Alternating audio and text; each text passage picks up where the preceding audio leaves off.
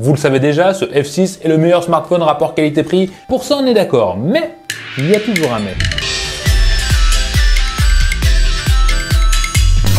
Le design, vous le connaissez déjà, mais c'est vrai que si vous l'avez pas eu en main, c'est différent. Déjà, faut se mettre dans le contexte. On est sur un smartphone totalement en plastique. Même le cadre est en plastique. Alors attention, plastique oui, mais plastique de qualité. On a quand même cette sensation de finition. Je vais pas dire premium, je vais pas abuser non plus, mais de finition haut de gamme, milieu de gamme, ça c'est clair, c'est pas de l'entrée de gamme entre les doigts. Il est plutôt joli, moi j'ai une version, je ne connais pas le nom, mais c'est un bleu vert qui est très beau, j'adore. Faut savoir qu'il y a 3 couleurs, il y a une version plus...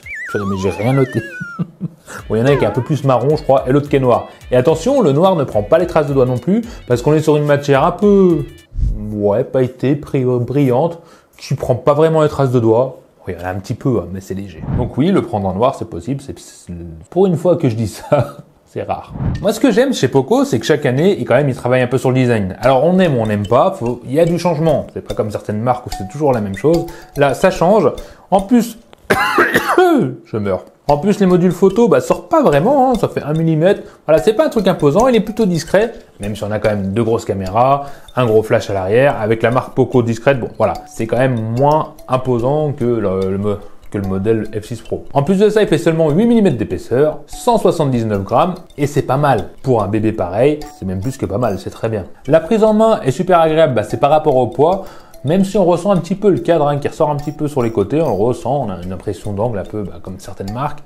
Voilà. Le smartphone est agréable à prendre en main, il glisse un petit peu, mais de toute façon, l'utiliser à une main, ça va être plutôt rare. Ça sera plutôt à utiliser à 2 mains. Point négatif, cette fois-ci, c'est qu'il est seulement IP64. Donc sa résistance avec la boussure, mais on ne pourra pas le mettre dans l'eau. J'aurais aimé un smartphone étanche. Je suis peut-être trop exigeant, surtout vu tout ce qu'il offre, vu le tarif. Oui, parce qu'on le trouve autour des 400 €. Avec tout ce qu'il a, c'est quand même que dalle. Bon, je vous aurais mis les liens en description, il y a aussi des meilleurs prix ailleurs. Voilà, allez faire un tour. Donc voilà, esthétiquement, c'est un smartphone qui est sympa, qui est discret, malgré qu'il soit orienté gamer. Il est mignon. Partie avant, cette fois-ci, on est sur un écran plutôt gros du 6,67 pouces en AMOLED 120 Hz adaptatif. Donc il va monter de 60 à 120 Hz selon les besoins du smartphone. Et une protection quand même qui est pas mal, c'est du Gorilla Glass Victus. Pour la partie luminosité, ça se débrouille vraiment très bien, je sais pas comment ils font. Alors faut savoir qu'on a une luminosité qui va jusqu'à 1200 nits, mais en cas de besoin, au pic, il va monter à 2400 nits. Honnêtement, c'est énorme. En extérieur, je l'ai trouvé lisible.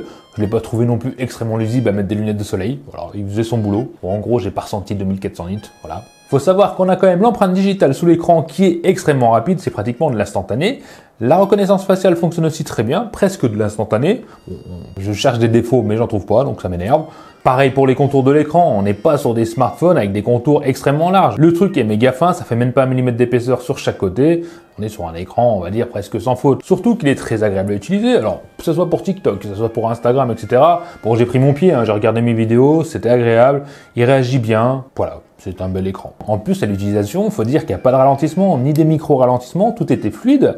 Pas de chauffe ressenti, en tout cas pour tout ce qui est application, utilisation standard. On est bien sur HyperOS. Pour ceux qui connaissent pas, c'est le remplacement de MIUI de l'époque, qui est un petit peu plus léger, qui va être un petit peu plus léger, mais qui a les mêmes fonctionnalités et avec ses défauts, c'est-à-dire qu'on a des applications préinstallées. Alors il y en a 15, 20, j'ai pas compté exactement, mais c'est pardonnable parce que le processeur est une tuerie. Je vais vous en parler du processeur juste après. Je voulais finir sur l'utilisation.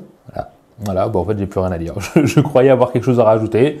HyperOS fonctionne très bien et il faut savoir qu'on a aussi la télécommande, l'émetteur infrarouge pour zapper la télé. Et puis voilà. Bon, on passe au processeur. Alors, ce processeur. Bon, vous le savez déjà, ceux qui connaissent les smartphones, mais on est sur le Snapdragon 8S Gen 3. Beaucoup confondent avec le 8 Gen 3. C'est pas le cas, c'est une version allégée. Voilà, c'est une version light du 8 Gen 3 qui est quand même extrêmement puissant, extrêmement efficace et extrêmement tout.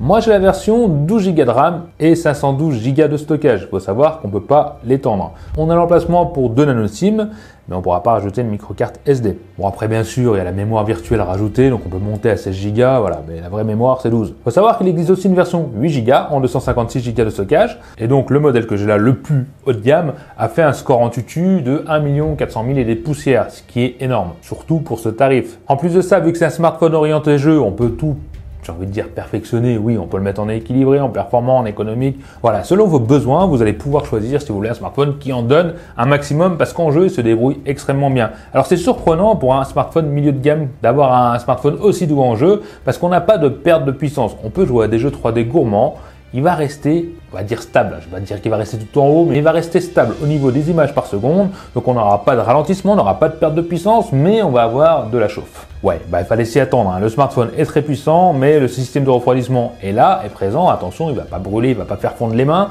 on va quand même monter rapidement, sentir la chauffe à l'arrière, surtout près de l'appareil photo. Est-ce que c'est gênant? Je n'ai pas trouvé. Après, c'est vrai qu'en plein été, en plein cagnard, c'est peut-être pas la même chose, hein. Moi, j'étais en intérieur, il fait pas chaud ici, en Bretagne d'ailleurs. Au mois de juin, 8 degrés. Hashtag dépression. Bon, par contre, comme je vous l'ai dit, en jeu, c'est un régal. En plus, on a un son stéréo qui est puissant et correct. Bon, l'écran est bon, le jeu réagit bien, bon, c'est super agréable à jouer, voilà. Et quel smartphone ne chauffe pas de nos jours? Ça existe, mais aussi puissant, je suis pas certain. Et pour ceux qui aiment regarder beaucoup de vidéos, faut savoir qu'il fonctionne avec Netflix en 1080p, voilà. Donc oui, il est aussi très bon pour regarder des vidéos. Allez, on va passer à la partie photo de ce Poco F6 qui se débrouille. Ouais. Bon, d'un côté, je suis jamais content non plus, mais voilà, c'est aussi mon rôle de dire les points négatifs. Mais là, bon, je vous laisse regarder. Alors, on est sur une caméra principale de 50 mégapixels et avec une autre caméra ultra grand angle de 8 mégapixels. Dans l'ensemble, les photos, c'est correct. Je vous rappelle qu'on est sur un smartphone dans les 400 €. Toujours le même défaut, j'ai envie de dire chez Poco, c'est qu'on a un petit peu trop de contraste par rapport aux couleurs. C'est un peu une façon de corriger les défauts, hein, quand on a trop de lumière, voilà, les parties sombres sont un peu trop sombres, mais le rendu est quand même détaillé, agréable, et les couleurs parfois sont très bonnes, et parfois sur les visages, je me trouve un petit peu pâle. Mais dans l'ensemble, je trouve que le résultat est très bon, les photos sont très détaillées, on peut prendre des photos rapidement, ça reste net. Voilà, on a un smartphone qui se débrouille pratiquement dans toutes les situations, même en intérieur, quand on n'a pas forcément extrêmement beaucoup de luminosité, il va venir se débrouiller, même peut-être mieux qu'en extérieur. Je trouve le rendu très agréable, très bon, et surtout, c'est réactif. Pour l'ultra grand angle, c'est quand même moins bien. Bon, on est sur du 8 mégapixels, voilà. Ça vient assombrir les photos, ça vient un petit peu trop saturer les couleurs. Moi, je suis pas forcément fan de l'ultra grand angle. Mais bon, il est là pour dépanner. Pour la partie photo de nuit, alors c'est moins bon. C'est moins bon parce qu'on a un smartphone qui va venir se débrouiller. Il faut bien sûr prendre le temps de prendre les photos, même s'il est plutôt rapide pour ça. Voilà, à partir du moment qu'il y a de la lumière sur les côtés des lampadaires, etc., ça devient baveux, c'est pas très agréable. Pourtant, on peut avoir un petit peu de détails, il faut surtout pas bouger. Voilà, ça va venir dépanner, mais ça va pas pour autant vous faire rêver. Il se débrouille, les couleurs sont correctes. Même dans le noir pratiquement absolu, il va venir éclaircir la scène, donc bravo. Mais voilà, on peut pas dire que c'est le photophone de l'année pour les photos de nuit. Pour la partie selfie, j'ai été surpris parce qu'on a 20 mégapixels, mais qui se débrouille bien, et j'ai envie de dire presque mieux que le 50 mégapixels. Alors, en plein jour, même en mouvement, je trouve les couleurs bonnes. Une saturation des couleurs plus maîtrisée. Pareil, on a un bon détail, on peut prendre des photos en mouvement, ça ira bien, et en contre-jour, soit pas. Pour ce qui est des photos de nuit, c'est aussi agréable dans le bon sens, parce que, bon, bien sûr, on n'est pas sur un truc de ouf, mais les photos sont quand même pas mal, même avec très peu de lumière, il vient gérer, traiter, avoir un bon rendu des couleurs, les détails, bon, sont là sans être magiques, mais c'est quand même agréable à regarder. Voilà, il se débrouille plutôt bien, même en photo de nuit. Pour la partie vidéo, j'ai été un petit peu déçu sur un point. Allez, là c'est du 4K 30 images par seconde et on va courir comme d'habitude. Ouais, je suis au futuroscope, hein, c'est pas mal. Ah, je cours même en me filmant. Voilà. Donc voilà, un peu ce que ça vaut, le soleil est ici. À vous de me dire si c'est bien. Bon, c'est quand même du 4K et stabilisé correctement. Non, 1080p 30 images par seconde, faut savoir qu'il monte à 60 images par seconde. Et j'ai une coupe qui fait flipper. Alors, souillez un petit peu. Contre-jour. Dommage, un 4K ça aurait été quand même pas mal. Alors oui, la partie 4K du 50 mégapixels est stabilisée, le rendu est très bon, même le son était bon, on n'a pas vraiment de défaut à y trouver, on pourra l'utiliser un peu pour tout. Pour la partie selfie, je trouve ça dommage qu'on reste en 1080p. Voilà, du 4K, maintenant je pense que c'est pas impossible à faire. Pourtant il est bien stabilisé, on a un bon rendu des couleurs. Par contre le contre-jour est pas très bien géré. Voilà, on sent qu'il a du mal à ce moment-là. Voilà, c'est peut-être son défaut, c'est la partie vidéo en selfie. Et maintenant pour finir, on va parler de cette fameuse batterie. Mais le point important, c'est qu'à l'intérieur de cette boîte se cache un gros chargeur de 90 watts. Et oui, c'est fourni dans la boîte, donc rien que ça coûte déjà un bras. Ce chargeur 90 watts va venir charger notre smartphone de 0 à 100% en environ 40 minutes, ce qui est très bien. Et encore, j'ai envie de dire, c'est presque pas utile parce que notre smartphone va tenir la journée largement en utilisation intensive. Donc photos, vidéos, jeux, etc., il tiendra la journée. C'est sûr, il y en aura toujours un d'entre vous qui arriveront à vider la batterie en moins d'une journée. Mais honnêtement, faut en vouloir pour y arriver. Il tiendra donc sa journée, il pourra faire un jour et demi, voire 2 jours si on n'est pas trop gourmand. Et avec la charge ultra rapide de 90 watts, c'est juste pas parfait, mais c'est extrêmement bien. Alors oui, dans l'ensemble, ce Poco F6 est une pépite. Autour des 400 €, et encore quand vous regarderez la vidéo, il sera peut-être carrément moins cher. Bon, il y a aussi des petites options d'intelligence artificielle pour améliorer la photo, changer le ciel, etc. à la gomme magique, c'est toujours ça en plus. Avec le chargeur fourni dans la boîte, en 90 watts, l'autonomie excellente, l'écran magnifique, l'empreinte digitale rapide. Il a tellement de qualité pour le tarif que... Les défauts que je vais trouver, c'est vraiment pour chipoter. Bon, mis à part qu'il n'est pas étanche, c'est peut-être son plus gros défaut, j'ai envie de dire, mais bon.